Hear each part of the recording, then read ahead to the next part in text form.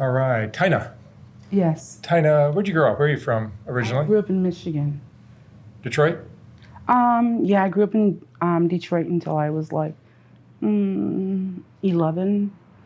My mom died, and I moved out to Madison Heights with my brother. How'd you lose your mom? My mom died of a heart attack in front of me. Oh my God. Yeah. She was young. My mom was like 42 when she passed away. From a heart attack. Yeah. Was there something that made it cause that?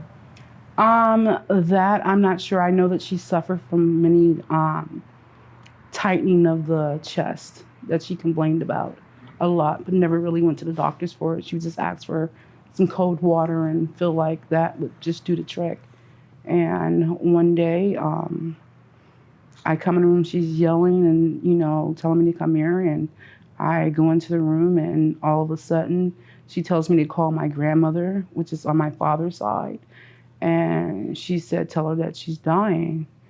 And next thing I know, my mom fell back on the bed, and there's like pinkish foam, like literally she's foaming from the mouth. And I'm thinking that she's playing because I'm a child.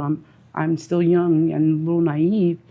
And the foam is actually rolling into her eyes, and she's not blinking. So I knew then something was wrong. I remember calling 911.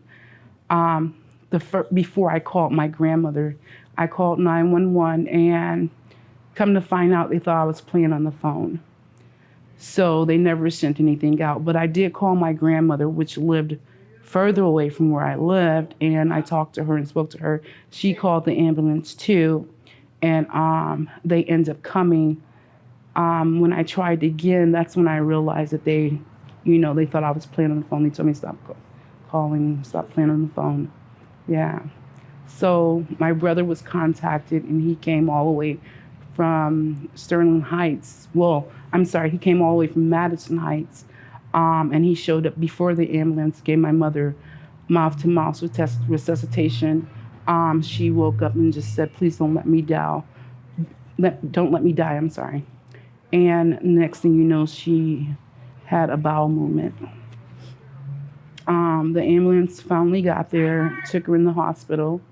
I'm still not aware of what's going on. I'm thinking that she's going to be okay. We're gathering clothes, and come to find out that she passed away. But even knowing this is still not registering in my head. Even seeing the body, it still wasn't registering. It's like she just left and just didn't come back. So that also led me to have abandonment issues as well, and not really understanding the whole transition of death, and that she's not coming back, and and yeah. Wow. So who raised you after that? My brother pretty much raised me then. Yeah.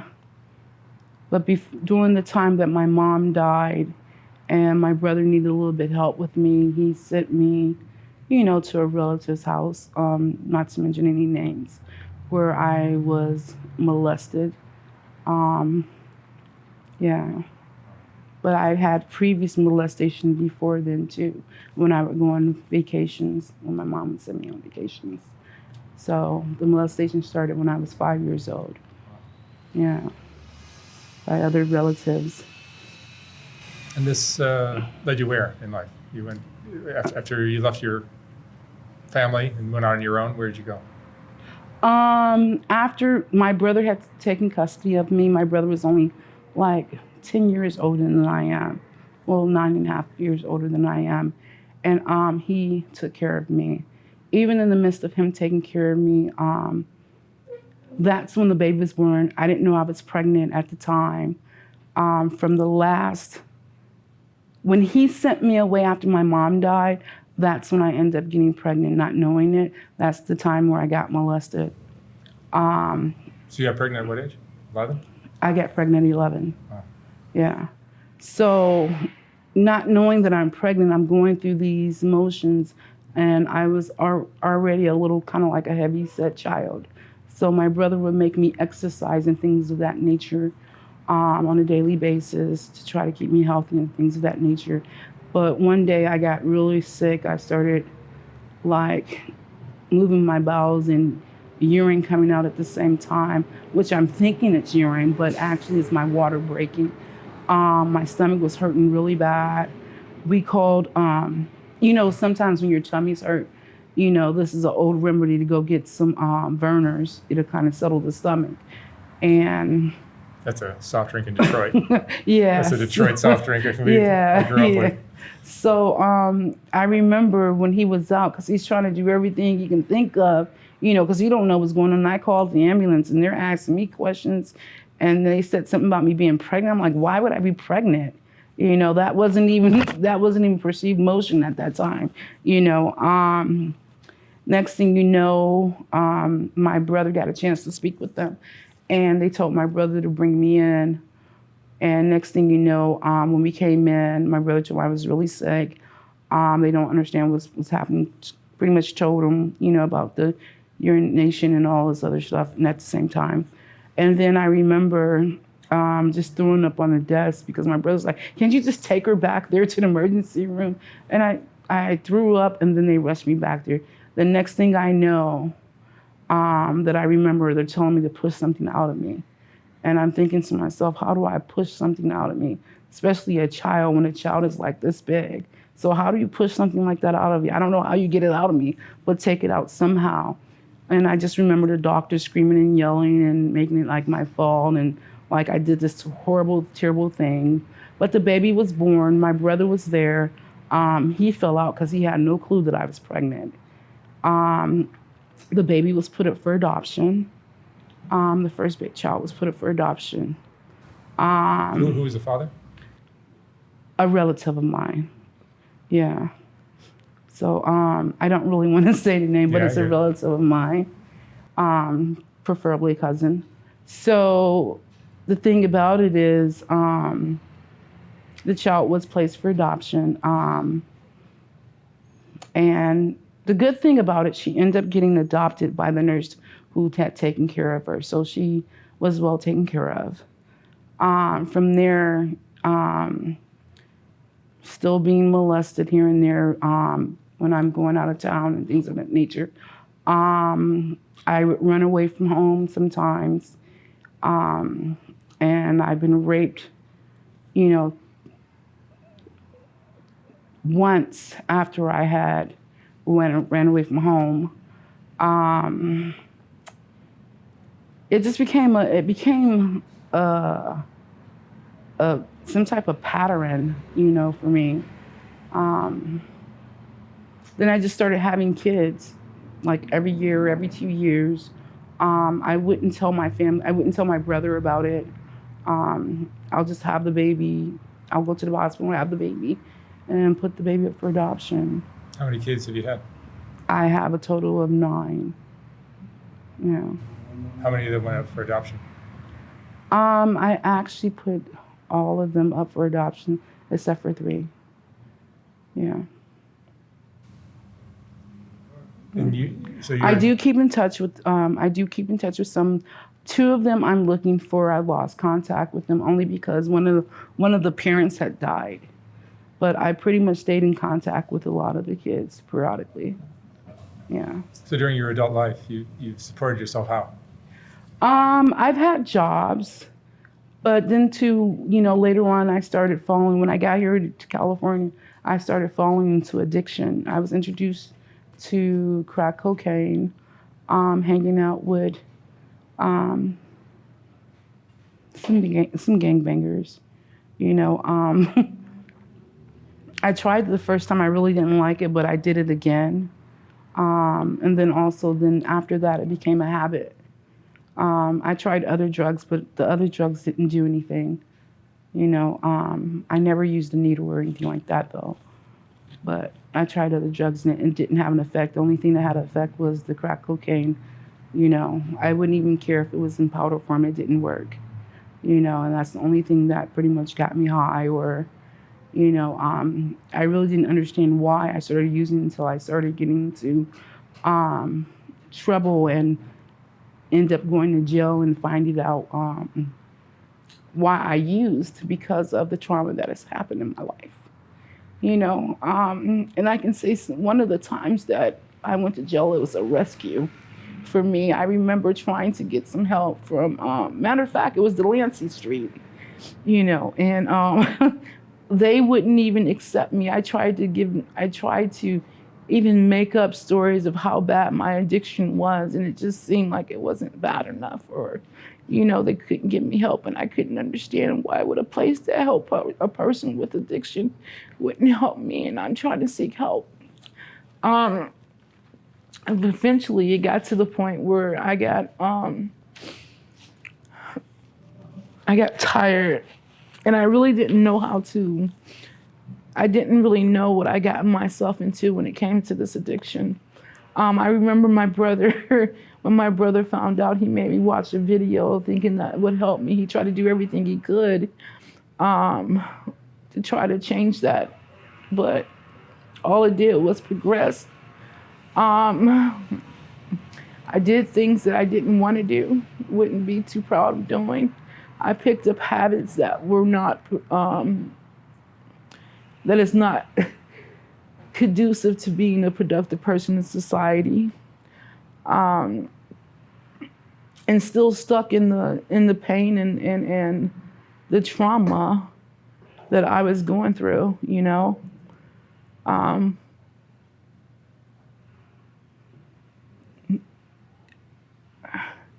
I remember one time, and I'm talking about the same time when I felt like I was rescued. I remember I didn't want to be around nobody. I just wanted to be by myself, thoughts of suicide. So they put me on a 72-hour watch, and I remember being in the cell. And I remember God said, I'm just running from myself, And I just got into my word because God was part of, growing up, I was in church. My mom had me going to church and singing. I really didn't know what I was going to church for. I went because, that's what I was taught to do, was go to church. But I had an experience in my life that really got me to the part of understanding of going to church and having God in your life and accepting, for me is Jesus Christ, my Lord and Savior. But, accepting him and actually understanding him the way I understood him at that time, because we have to grow. So we only know so much. I was still a baby in Christ. But just that part, he was helping me through, he was helping me because I know there was something else. I know that this is not me. I know that I'm destined for better. I know I wasn't born to use drugs and just to waste my life. I know there's something better. I just have to know how to get to it. I don't know how to attain a better me or to get past the things that I've been through. So with that term, I ended up going to prison, and I was part of what first, when I was doing before I got to prison, you have to do the county time before your sentence. Some of the, once your court is all over, then you get to go upstate if that's your sentence to do. So I started off in the program called the REACH program, and that's when I learned more about the addiction. I learned more about my trauma and things that I didn't know that I was even in denial of, because being molested at a young age, love becomes a different thing. Love is not the same, so you try to seek love in everybody else when love starts with you first. And I didn't get that emotional nourishment when I was younger, whereas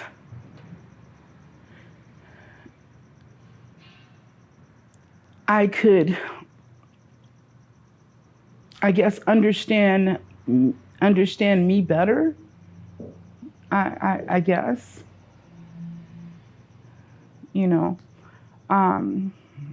I think the point that I'm trying to say, so when you grow up like that, your perception change. So me seeking men to have sex with them, to me, that became love. If we did it, you love me. You understand what I'm saying? But I know now the truth is it has nothing to do with that. Not really. But so my perceptions were different. And, in the drugs, you begin to learn new things, that probably isn't conducive to being productive. Something that, whether it be stealing from the store or prostituting, which I've done, and things of that nature, to get my drugs, or, things of that nature. I remember, and it's so funny because, it's not funny, but I remember one time, and this is just how bad it is. One time I was picked up and I convinced this guy for basically like a good 20 minutes that I wasn't the police. And that's another thing. A lot of people think I'm the police. So I have a hard time too at the same time. And he finally let me in his car. And I remember there's this spot that we would go, and they call it the graveyard because there's nothing over there except for like warehouses.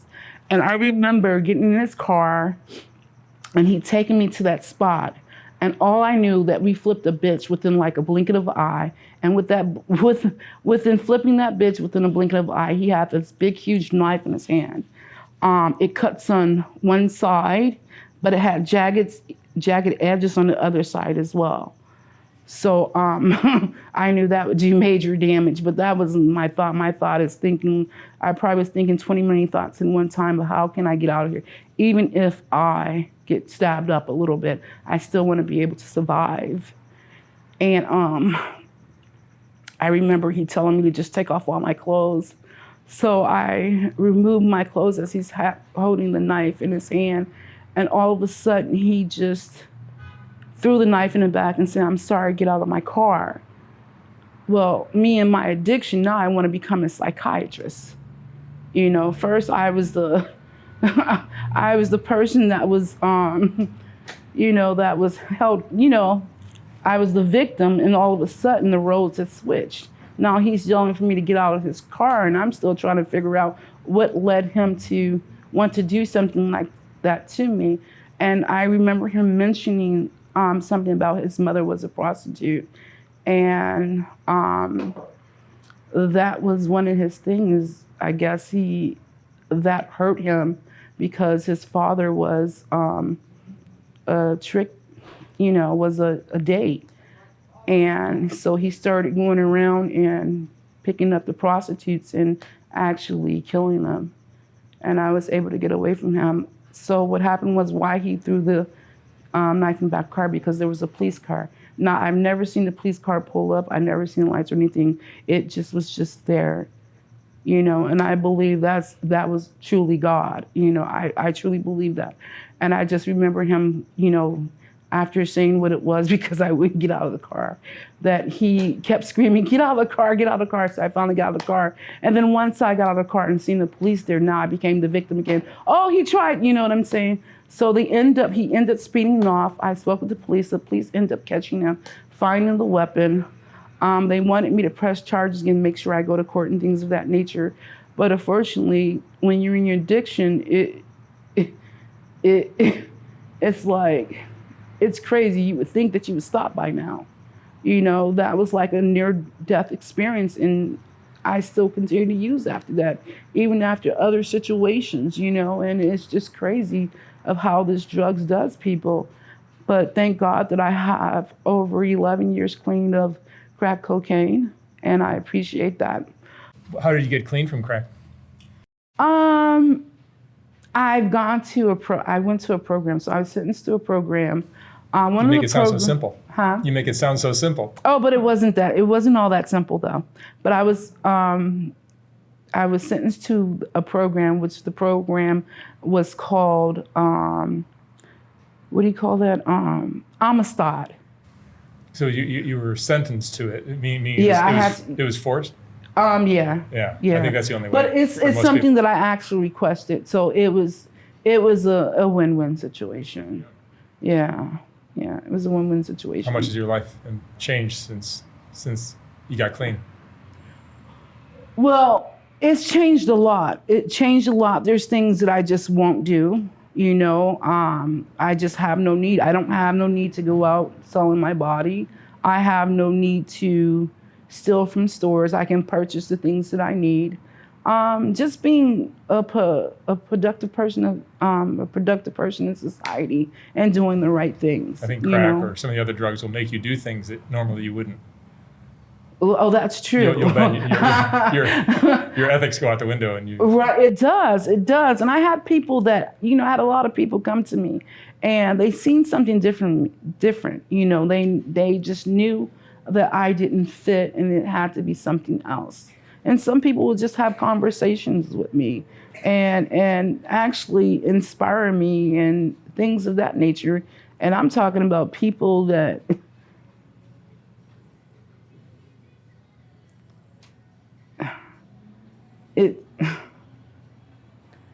I've had people in the industry that has spoken to me, Which industry? In the film industry. Okay. And try to be a savior, but it's not about money or what you can do. I was traumatized about, I had trauma in my life that I haven't dealt with. So it really didn't matter sometimes what other people said, it mattered, it stayed there. But to my addiction, it's like, it was something, it didn't create that change just yet. But everything that they said and other people that spoke life, that stayed in the back of my head. And I believe when I still use, I would still hear these things, and I could not even use comfortably anymore, where it was like, it's time that I need to change. Now, in between time, did I have periods when I went home and stayed home, got a job and things of that nature? I've done that too, But when I did that, it still didn't become where I stayed quit. You understand what I'm saying? So it was like, I'll take breaks and I'll try to get myself back together. And then what I noticed was when I got this one job, I started knowing a pattern. When I got a job, my work ethics are really good. So I will always get a promotion or something of that sort, And when that promotion comes because of my trauma, I'm excited that I was offered that. But then my mind goes back to, what do these other people think? Because I want to be liked and I want them to be my friend. So if I'm telling them to do their job, which I would do, I don't want them to get mad at me. So I just want to stay the same like everybody else. So I didn't want to be over anybody, because I feel that they wouldn't like me anymore. And that's crazy how that, your thinking patterns like that when you go through certain trauma because you want to be accepted, But do you feel like maybe you didn't feel deserving of some of those promotions or things like that? So you were uncomfortable with the position you were in? I didn't see it in myself at the time. A lot of people seen it, but I didn't see it. And just like I said, I wanted to be accepted. So if I didn't want to rub you the wrong way, if I had to tell you to do something and things of that nature, I'd rather just be a team employee and just help you out. You know what I'm saying? But I know it became a pattern for me. It's for fear of success also. That's what I mean. Yeah. Same thing. And then one day I decided to go against the grain and accept a leading position and began to work on my leadership that I have, versus being scared of moving forward, because you can't stay at the same level. It's about evolving and growing, learning and growing, which is a lifelong process. As long as we're living, we're going to be learning and growing, What else? Looking back at your life, I'm sure you would say that losing your mom at 11 changed everything, right? Even though you were it changed a whole lot because I really you were even didn't. molested though before that, right? Yeah, I was molested at 5. So it didn't really. I never really had like childhood time. when I learned when I was first molested at the age of 5. So that's where I actually stayed.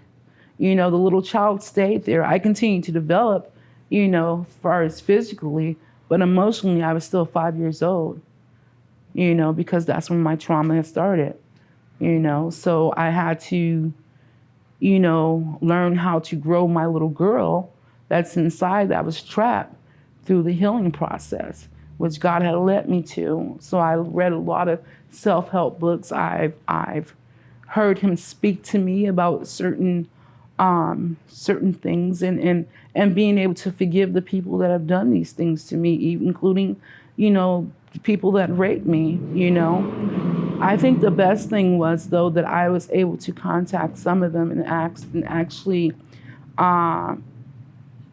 let them know that I did remember. And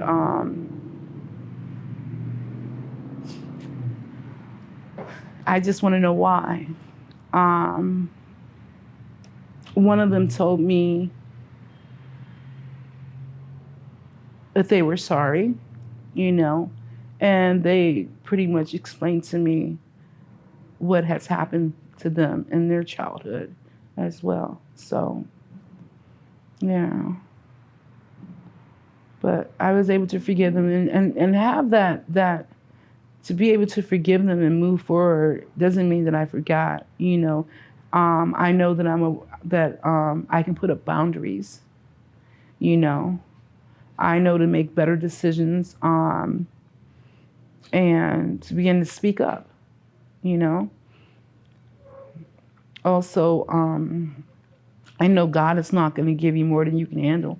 I'm not saying that he put me in this position so I can, be that, be molested and raped and stuff just so I can share the story with someone else. But unfortunately, whatever was meant to be bad, there's always good that can come out of it. So actually, this is actually a chance where I can actually touch someone else that's out there in the same position that I'm in, or whether it be someone that's an addict using, share my experience, strength, and hope.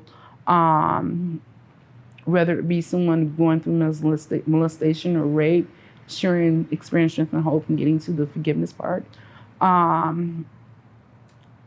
Even through homelessness, I've been homeless. I've been out there on the streets and stuff, sleeping on sleeping in parks, sleeping on roofs and all kinds of things, because of the drugs. And mainly, a lot of the time, it's not because I didn't have a place to go. It's that I was ashamed of using the drugs that I was using and being around my family members, and I just thought it was a bad thing for some reason. It just made me feel that way. So I felt that I was actually, when I separated myself, I felt that I was actually doing a good thing, but actually it affected them because they don't know where I'm at. They don't know if I'm alive. I'm not calling. I'm not staying in contact, so they don't know if I'm dead or alive. My brother thinks that I'm dead for years. And all the blue sudden I contact him. Or if I go to jail, then he's like, okay, it's a relief. At least I know where you're at and you're still alive. Things of that nature. I really commend my brother because I put him through a whole lot, but he's been faithful and and he took care of me, despite of me being a knucklehead and,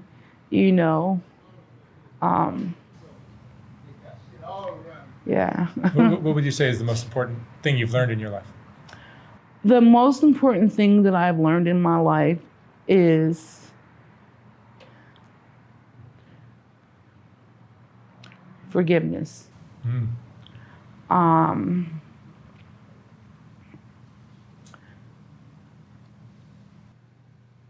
only that, it gives me a better understanding of why people use. It gives me a better understanding why some people are homeless.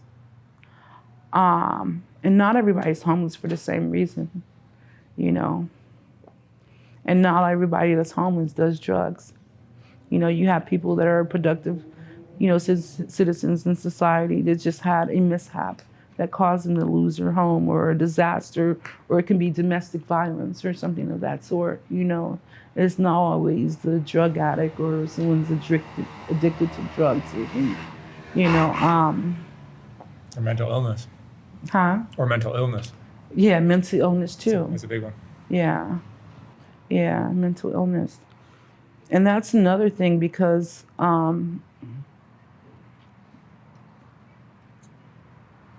it's to some people that are mentally ill, sometimes it's just a spiritual disconnection. And also, you have to realize too, there's people that maybe a single parent, right? You have a single parent that has a child, and that person's gone all the time. So this child is not really getting the emotional nourishment that it needs because it's absent. It might have a babysitter every now and then, but it's not getting it from its parent, because there's still that bond there, But yet when she comes home, the child is disorderly, may do things that it normally wouldn't do, and you find it odd because it's only trying to seek your attention. So sometimes it may be doing negative things because they feel if they do something negative or something bad, they can get your attention. As long as they're able to get your attention, that's all they wanted, was your attention, your affection at that time. But you're too busy, or you're too wrapped up, and you're tired, you've been working, and you still got to cook and things of that nature. So now this has been going on for a while. Now you think there's something wrong with the kid because he's really acting out. Now he's uncontrollable. So now you take your kid to the doctor, and the doctor, tell you, well, he has ADD or something like that, and he needs to be on Ritalin and something like that. But actually, all he needed was your love, and a little bit of time to nourish that, to nourish that emotional state so it can be healthy.